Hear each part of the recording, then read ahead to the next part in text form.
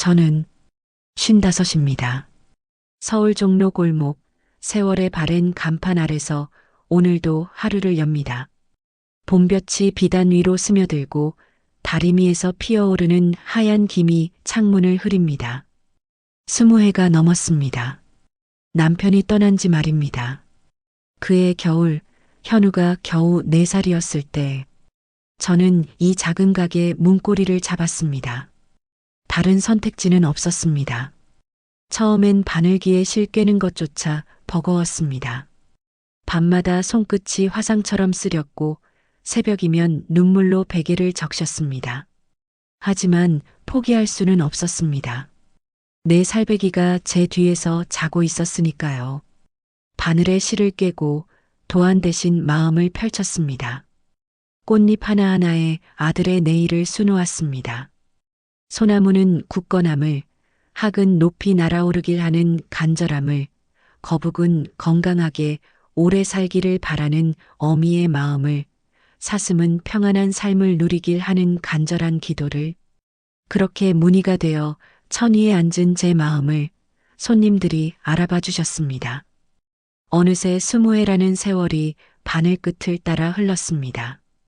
2003년 봄 거리는 피처폰 벨소리로 시끄러웠습니다. 골목 PC방에선 청년들이 모니터 앞에 몰려있고 ATM에서는 무통장 입금 거래전표가 쉼없이 뽑혀 나왔습니다. 손님들 입에서 온라인 쇼핑 이야기가 슬쩍슬쩍 흘러나왔습니다. 세상이 빨라지고 있었습니다. 하지만 저는 여전히 이 자리에서 이 속도로 바늘 한 땀 한 땀 제 시간을 수놓고 있었습니다. 현우는 대학교 4학년이 되었습니다. 군 복무를 마치고 돌아온 아들의 어깨는 훌쩍 넓어졌지만 웃을 때 보이는 앞니 사이 틈새만은 여전히 어린아이 같았습니다. 요즘 친구들을 자주 만나느라 바빠 보였습니다. 오늘도 저는 자수틀 앞에 앉습니다. 십장생 무늬 벽걸이를 놓고 있습니다. 현우 졸업 선물로 준비하는 것입니다. 바늘이 천을 뚫고 지나갈 때마다 제 마음도 함께 스며듭니다. 제 마음은 늘 그 간절함을 따라 움직였습니다. 며칠 뒤 현우가 친구를 데려왔습니다. 박민호, 26, 말씨가 반듯하고 옷차림이 번듯했습니다. 얼굴에 자신감이 넘쳤습니다. 그런데 이상했습니다. 그 자신감 뒤로 뭔가 급박한 기운이 스쳐 지나갔습니다. 민호는 제 작품들을 오래 들여다보더니 손끝의 결이 살아있다며 감탄했습니다. 그런 말이 낯설어 쑥스러웠습니다. 저녁 내내 두 청년은 취업과 사업 이야기를 했습니다. 아직은 먼 얘기 같았지만 그들의 웃음 속에 조급함이 배어 있었습니다. 특히 민호의 눈에는 뭔가 절박한 그림자가 어려 있었습니다. 그날 밤 저는 알지 못했습니다. 바로 그 절박함이 우리 삶을 송두리째 흔들어 놓으리라는 것을. 며칠 지나 현우가 심각한 얼굴로 제 앞에 앉았습니다. 가슴이 철렁 내려앉았습니다. 20해를 키워온 어미의 직감이었습니다. 민호가 온라인 쇼핑몰을 시작하는데 초기 자금이 급하다고 했습니다. 은행 대출이 막혀 있어서 우리 가게를 담보로 대부업체에서 단기로 빌리면 된다는 것이었습니다. 금리는 좀 높지만 금방 갚을 수 있고 계약도 간단하다고 했습니다. 세상이 조용해졌습니다. 이 가게는 우리 삶 그 자체였습니다. 제 이름으로 된 소유권 증서, 매달 제 손으로 내는 세금과 공과금, 20해 동안 제 손때가 묻은 모든 것들. 저는 단호히 거절했습니다. 하지만 현우의 눈빛이 이상했습니다. 어릴 적 고열에 시달리며 끙끙 앓던 그 밤의 눈빛이었습니다. 절박하고 간절하고 어린아이처럼 무력했습니다. 현우는 확실하다고 말했습니다. 지금 놓치면 정말 후회한다고. 민호는 이미 투자자도 확보했다고. 우리는 그냥 보증만 서면 된다고 했습니다. 저는 조건을 물었습니다. 가게를 팔거나 넘기는 일은 절대 없다고, 그냥 담보로만 잡는 거라고, 한 달이면 다 정리될 거라고 현우가 말했습니다. 그 목소리에 확신이 넘쳤습니다.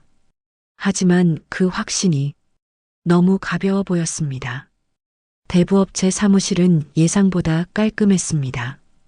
반짝이는 책상, 번듯한 사무용품, 너무 새 것 같은 관인도장들. 민호가 먼저 와 있었습니다. 직원은 친절하게 설명했습니다. 근저당권 설정이고 채권 최고액은 여유 있게 잡고 강제집행 승낙이 포함된 공정증서로 진행하면 분쟁 소지가 줄어든다고 했습니다. 공정증서. 그 단어는 알고 있었습니다. 하지만 강제집행 승낙이라는 말이 귀에 꽂혔습니다. 가게를 바로 압류할 수 있다는 뜻이냐고 물었습니다. 직원이 웃으며 고개를 저었습니다. 바로 그러지는 않고 기한 이익 상실 사유가 발생해야 하며 공정증서는 법원 절차를 간소화해 주는 것이고 정해진 이자만 잘 주면 아무 문제 없다고 했습니다. 그래도 마음이 편하지 않았습니다. 만기 전에 갚으면 이자도 줄어드냐고 물으니 그렇다고 했습니다.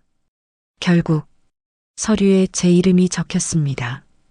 도장이 찍혔습니다. 등기소에 가서 근저당권 설정 등기까지 마쳤습니다. 유리문을 나서는 순간 종이에 박힌 무게가 온몸으로 내려앉았습니다. 그날 밤 자수틀 앞에서 바늘을 들었지만 손이 떨렸습니다. 십장생 무늬는 여전히 아름다웠지만 마음속 무늬가 조금씩 흐트러지고 있었습니다.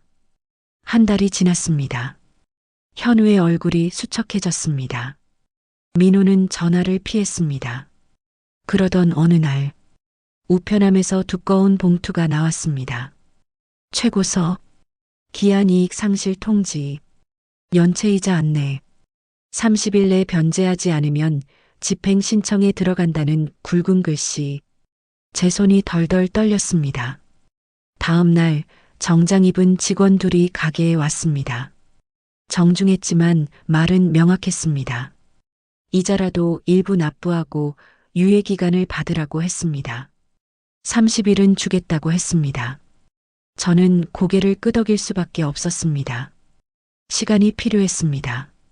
방법을 찾을 시간이. 밤늦게 돌아온 현우가 제 앞에서 무릎을 꿇었습니다. 휴대폰 화면을 떨리는 손으로 내밀었습니다. 민호에게서 온 문자들. 내일 오전 10시 공증 접수 끝나면 내 책임이라는 것. 투자자는 더 이상 기다려주지 않는다는 것. 난 이미 내 할 일 다 했다는 것. 작은 화면에 박힌 차가운 글씨들. 그 속에 담긴 압박과 배신과 절망이 고스란히 전해졌습니다. 저는 울지 않았습니다. 20회 동안 바늘을 쥐듯 마음을 꽉 쥐었습니다. 현우에게 일어나라고 했습니다.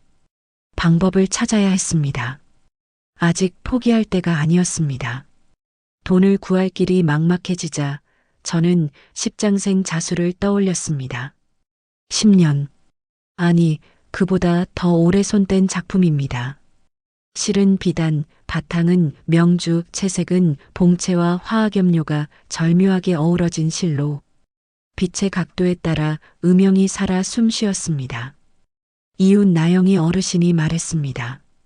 요즘 외국 사람들이 전통 자수 좋아하고 동대문에도 골동품 상가가 크게 늘었다고 했습니다. 작품을 곱게 천에 싸고 봉투에 담고 가슴에 품고 동대문으로 향했습니다. 하지만 현실은 냉혹했습니다. 요즘은 기계자수도 정교하고 손자수라고 해도 오래된 기록이나 출처가 없으면 감정이 애매하고 시장에서 빨리 팔려면 좀 더 저렴해야 한다는 말들. 고개를 끄덕이며 나왔지만 가슴속이 텅 비었습니다. 10년의 시간이 이렇게 가벼운 것인가. 그날 저녁 현우가 말했습니다. 친구가 홍대 프리마켓에서 장사하는데 거기선 현금화가 빠르다고 일단 50만 원이라도 받아서 이자부터 내고 시간을 벌어보자고 했습니다. 50만 원. 10년의 시간이 50만 원이라면 제 인생은 대체 얼마일까요? 그래도 유예가 필요했습니다. 저는 작품을 한 번 더 품에 안았습니다. 소나무 무늬가 제 심장에 닿는 기분이었습니다. 다음 날 아침 현우가 작품을 들고 나가려는 바로 그 순간 가게 문이 열렸습니다. 점잖은 신사가 들어왔습니다. 이 선생이라고 했습니다. 명함을 정중히 내밀었습니다. 전통 자수와 직물 감정 전문가였습니다. 동대문에서 어제 이런 작품을 들고 다니셨다는 얘기를 들었다고 했습니다. 저는 작품을 조심스럽게 펼쳤습니다. 그의 눈이 달랐습니다. 먼저 눈이 움직였습니다. 손가락은 가만히 두고 눈만 무늬를 차근차근 따라갔습니다. 마치 작품과 대화하는 것 같았습니다. 그리고 조용히 말했습니다. 바탕 명주 경사결이 일정하고 봉체 색상이 실의 번침을 따라 갈라진 자국이 보인다고 이런 자연스러운 균열은 손으로 당겨잡아 채침할 때만 생긴다고 기계자수는 너무 규칙적이어서 이런 숨이 없다고 했습니다. 저는 숨을 죽이고 들었습니다. 소나무 침수의 각도가 내부에서 한 번씩 반전되는데 이는 조선 후기 궁수의 도안에 나오는 고유한 특징이고 배치가 고집스럽고 색채가 절제되어 있으며 이건 오래 배운 손이라고 진짜 손이라고 했습니다. 그때 저는 깨달았습니다. 제 손에 흐르고 있던 것이 무엇인지를. 현우가 초조하게 끼어들어 감정에 시간이 얼마나 걸리냐고 물었습니다. 이 선생이 차분하게 대답했습니다. 정밀 촬영과 섬유 분석이 필요하고 사흘이면 충분하며 경매 위탁을 고려한다면 평가액의 일부를 선지급받을 수도 있고 그 돈으로 당장 급한 불을 끄고 제대로 된 가치를 찾아보라고 했습니다. 아직 길이 남아 있었습니다. 하지만 그날 저녁 낯선 번호가 울렸습니다. 홍대 프리마켓 상인이었습니다. 방금 들어온 자수 작품이 사모님 거 맞냐고 너무 싼 가격에 급하게 내놓아서 이상하다고 다른 분이 보시더니 뭔가 아까운 것 같다고 하길래 확인차 전화한다고 했습니다. 머릿속이 하얘졌습니다. 현우가 제 허락도 없이 곧바로 현우에게 전화했습니다. 떨리는 목소리가 들려왔습니다. 엄마 내일 오전 10시까지 이자 못 내면 정말 끝이야. 지금 당장 현금이 필요했어. 미안해, 정말 미안해. 전화를 끊고 한참을 서 있었습니다. 체면을 위해 아이가 자기 시간을 팔았나 했더니 오늘 보니 제 시간을 팔았습니다. 그 순간 모든 것이 무너지는 소리가 들렸습니다. 새벽 5시 저는 이 선생께 전화했습니다. 상황이 급해졌다고 했습니다. 상황을 간단히 설명하자 그는 짧게 말했습니다. 지금 가자고. 홍대 프리마켓은 토요일 오전부터 북적였습니다. 천막 사이로 버스킹 소리, 피처폰 벨소리, 현금 거래의 활기찬 기운이 넘쳤습니다. 상인은 우리를 보자 고개를 숙였습니다. 젊은 친구가 너무 급해서 뭔가 이상했다고, 그래서 영수증은 보리로 해뒀다고, 현금은 이미 그 친구에게 줬으니까 작품은 다시 가져가라고, 다만 언젠가 이런 귀한 물건 있으면 본인에게도 먼저 보여달라고 했습니다. 고마웠습니다. 정말 너무나 고마웠습니다. 그날 오후 경매사 사무실에서 위탁 계약을 체결했습니다. 이 선생의 감정서가 첨부되었습니다. 그 문서 한 장이 제 10년을 증명해 주었습니다. 평가액 범위 내에서 선지급이 가능했습니다. 선지급금을 받자마자 대부업체로 달려갔습니다. 연체이자와 일부 원금을 납부했습니다. 직원이 고개를 끄덕이며 30일 유예서를 건넸습니다. 정해진 날짜까지 상환하면 집행 신청은 하지 않겠다고 했습니다. 종이에 찍힌 붉은 도장이 오늘은 따뜻하게 느껴졌습니다. 이 선생은 마지막으로 작품 상태를 세심하게 점검했습니다. 바탕의 얼룩은 절대 건드리지 말라고, 그것이 시대의 숨결이라고, 프레이밍은 무반사 유리와 중성지 보강지로 하겠다고, 설명문에는 도안 배치의 유사 사례를 첨부하겠다고 했습니다. 작품은 정성스런 촬영을 마치고 경매 카탈로그에 실렸습니다. 십장생 병풍 도안 차용 벽걸이 수작. 설명문은 이렇게 적혔습니다. 왕실 자수 전통을 계승한 배치와 기법, 손바느질의 긴장과 이완이 교차하는 독특한 결, 국내외 컬렉터들의 지속적인 수요가 확인되는 유형. 10년의 시간이 드디어 제 이름을 찾았습니다. 경매일 저는 가게에서 조용히 기다렸습니다. 바늘질을 하며 기다렸습니다. 새로운 무늬를 놓으며 기다렸습니다. 전화는 늦은 오후에 왔습니다. 낙찰가 3,200만 원이라고 했습니다. 전화기 건너편에서 이 선생이 조용히 웃었습니다. 정당한 가치가 드디어 빛을 찾았다고 했습니다. 저는 의자에 앉아 눈을 감았습니다. 가게 공기가 조금 더 가벼워졌습니다. 아니, 제 마음이 가벼워진 것이었습니다. 저녁이 되자 현우가 문턱에 서 있었습니다. 얼굴이 푸석하고 눈이 충혈되어 있었습니다. 며칠 못 잤나 봅니다. 엄마. 미안해. 진짜 미안해. 엄마 시간을 내가 아무 값어치도 없는 가격에 팔아버렸어. 민호한테서 온 문자에 겁이 나서. 내가 뭘 하고 있는지도 모른 채. 저는 현우의 어깨에 손을 얹었습니다. 엄마가 화난 건 돈 때문이 아니라고 했습니다. 현우가 고개를 들었습니다. 내가 나를 믿지 않은 것, 그리고 너 자신을 너무 쉽게 포기한 것이 서운했다고. 체면이라는 건 남이 씌워주는 게 아니라 내가 하나하나 쌓아가는 거라고 말했습니다. 현우는 한참 동안 고개를 들지 못했습니다. 다음부터는 혼자서 모든 걸 결정하려 하지 말고 엄마랑 끝까지 함께 보자고 했습니다. 정산일이 왔습니다. 경매사는 수수료를 제외한 대금을 정확히 송금했습니다. 저는 그 돈을 들고 곧바로 대부업체로 향했습니다. 원리금 전액 상환, 근저당권 말소 등기 신청, 집행력 있는 공정증서를 서랍 깊숙이 밀어 넣었습니다. 서류 처리 가벼워졌습니다. 이번엔 종이의 무게가 사라진 게 아니라 제 마음의 무게가 줄어든 것이었습니다. 이제야 진짜 숨을 쉴 수 있을 것 같았습니다. 며칠 뒤 이 선생이 다시 찾아왔습니다.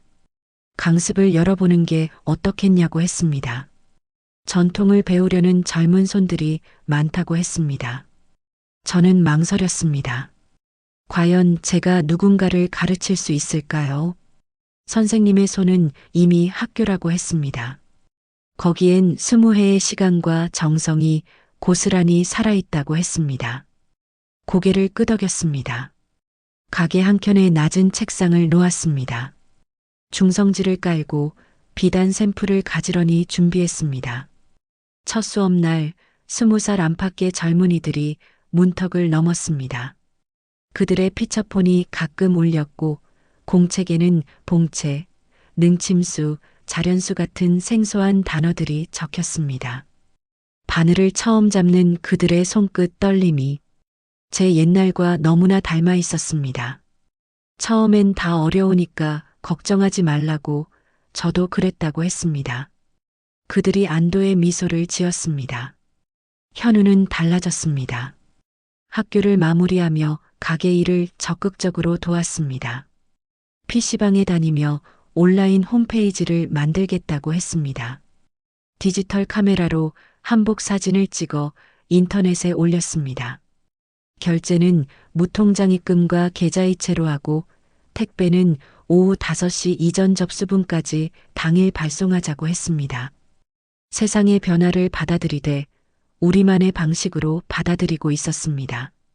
밤이면 현우는 빈 의자에 걸터 앉아 물었습니다. 오늘 강습은 어땠어?